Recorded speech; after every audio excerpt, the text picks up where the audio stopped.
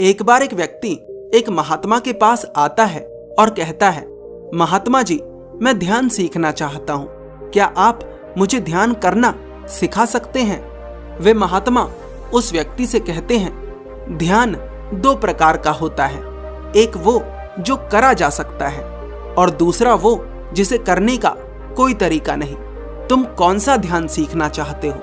वह व्यक्ति उत्तर देता है, मुझे वो ध्यान सीखना है जो करा जा सकता है। वे महात्मा कहते हैं, ठीक है, पर पहले इन दोनों के फायदे और नुकसान जान लो।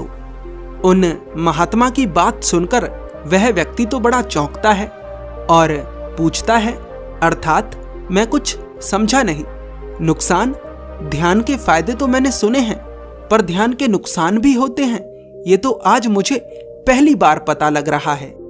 वे महात्मा मुस्कुराते हैं और कहते हैं, इस जीवन में ऐसे बहुत सारे सत्य हैं जिनके बारे में अभी तुम नहीं जानते, लेकिन अगर तुम चाहो तो मैं तुम्हें इस सत्य के बारे में बता सकता हूं। वह व्यक्ति कहता है, कृपा कर बताइए महात्मन। वे महात्मा कहते हैं, ध्यान करने के ये नुकसान होते हैं। पहला, तुम्हारा अहंकार बढ़ेगा, तुम्हें ऐसा लगेगा कि और सब मूर्ख हैं, केवल तुम ही ज्ञानी हो।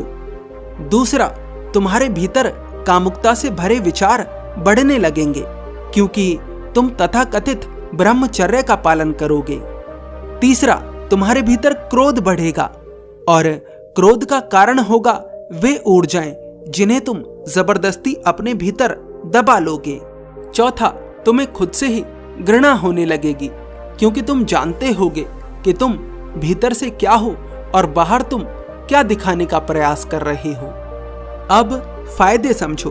पहला फायदा ये होगा कि कुछ लोग तुम्हारा सम्मान कर सकते हैं, और दूसरा फायदा ये होगा कि ठोकर लगकर ही सही, लेकिन एक ना एक दिन तुम सही रास्ते पर आ जाओगे।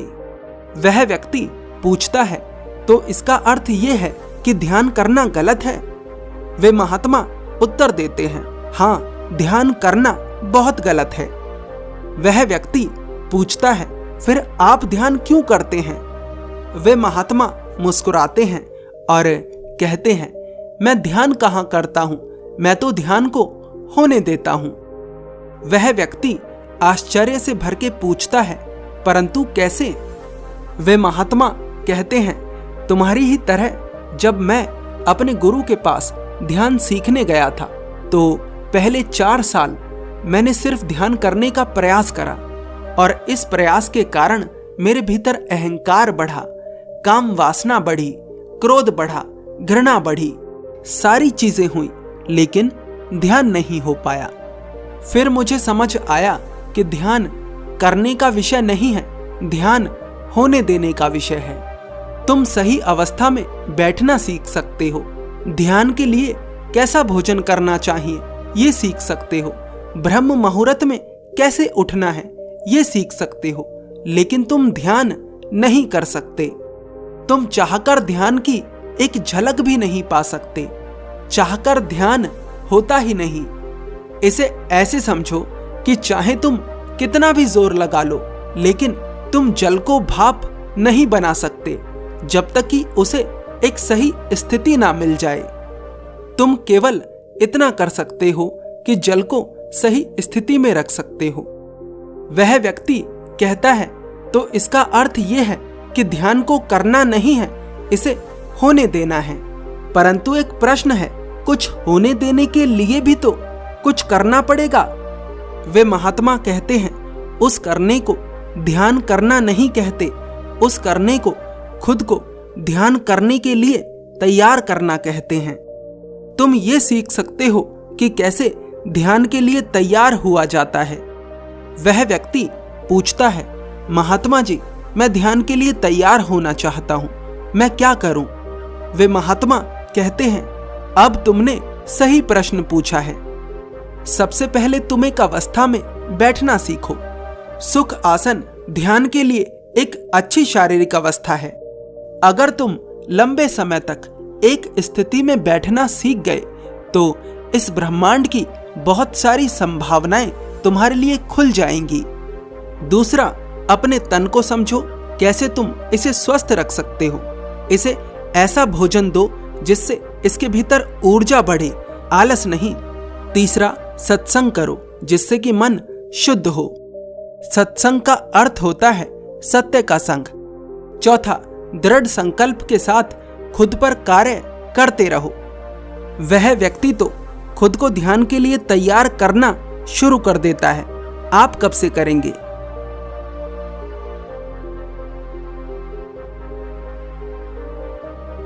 क्या आप किसी ऐसी यात्रा पर निकल सकते हैं जिसका आपको पता ही ना हो कि उसकी मंजिल क्या है, उसका अंत क्या है? एक ऐसा गुण जो आपको हार ना मानने की क्षमता देता है। ये गुण सारिपुत्ता के भीतर था, मौदगल्यायन के भीतर था, बोधिधर्मा के भीतर था और भी बहुत सारे आत्मज्ञानियों के भीतर था। यहां तक कि ये बुद्ध के भीतर भी था। क्या आप इस गुण को जानना चाहते हैं? क्या आप इसे अपने भीतर उतारना चाहते हैं? एक बार एक शिष्य अपने आचार्य से कहता है, गुरुदेव, मेरे भीतर एक बुरी आदत है। मैं बहुत जल्दी किसी भी कार्य को करते वक्त हार मान लेता हूं, जिसके कारण मैं अपने लक्ष्य को पा ही नहीं पाता। कृपा कर मेरी इस समस्या का कोई समाधान बताएं। वे आचार्य कहते हैं, किसी भी बड़े से बड़े लक्ष्य को प्राप्त करने के लिए 3 चीजें आवश्यक हैं। पहली, एक बड़ा कारण। दूसरी, धैर्य और एकाग्रता। बिना किसी बड़े कारण के व्यक्ति ऊर्जा विहीन हो जाता है। बिना किसी बड़े कारण के व्यक्ति एक दिन तप नहीं कर सकता और किसी बड़े कारण के कारण व्यक्ति अपने पूरे जीवन को तपस्या बना देता है। इस संसार में जितने भी सफल व्यक्ति तुम्हें दिखते हैं, उनकी सफलता के पीछे एक बड़ा कारण है। तो सबसे पहला कदम है बड़ा कारण। दूसरा कदम है एकाग्रता। बिना एकाग्रता के तुम समस्या में छिपे हुए समाधान को नहीं देख सकते। तीसरा और आवश्यक कदम है वो है धैर्य। बिना धैर्य के तुम समस्या से लेकर जो समाधान के बीच की यात्रा है उसे तय नहीं कर सकते। देखो, कुछ बातें निश्चित हैं, जैसे अगर तुमने कोई लक्ष्य निर्धारित करा तो उसकी यात्रा में समस्याओं का आना तय है। उन समस्याओं के भीतर समाधान का होना भी तय है। अगर तुम्हें समाधान नहीं दिख रहा है तो इसका यह अर्थ नहीं है कि समाधान है ही नहीं। इसका अर्थ सिर्फ इतना है कि समाधान तुम्हें नहीं दिख रहा है। ज्यादातर लोग इसी तरह की स्थिति में किसी कार्य को करना छोड़ देते हैं क्योंकि उन्हें लगता है कि जो समस्या उनके सामने आ गई है उसका कोई समाधान है ही नहीं। पर वास्तविकता ये नहीं है। हर समस्या का समाधान है, बस धैर्य और एकाग्रता चाहिए। बुद्ध लगातार 6 वर्षों तक तपस्या इसीलिए कर पाए क्योंकि उनके लक्ष्य के लिए उनके पास एक बड़ा कारण भी था, धैर्य भी था और एकाग्रता भी थी। इस छोटी सी कहानी का, इस छोटी सी वीडियो का निष्कर्ष बस इतना है कि अगर आपके भीतर ये 3 गुण हैं, एक बड़ा कारण, एकाग्रता और धैर्य, तो आप जीवन में कभी भी गिव अप नहीं करेंगे।